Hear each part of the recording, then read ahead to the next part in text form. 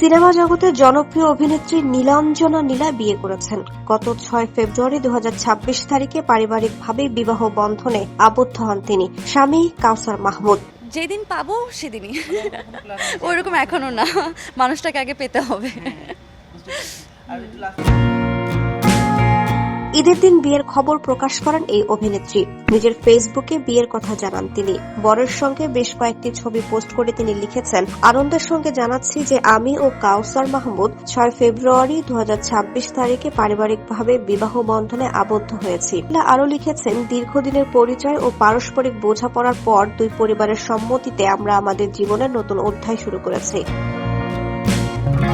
অনুষ্ঠানটি ঘনিষ্ঠ পারিবারিক পরিবেশে সীমিত আয়োজনে সম্পন্ন হয়েছে। আমরা আমাদের এই নতুন পথ চলার জন্য সবার দোয়া, ভালোবাসা ও শুভকামনা করছি, যেন আগামী জীবন পারস্পরিক শ্রদ্ধা, বিশ্বাস ও শান্তিতে পরিপূর্ণ হয়।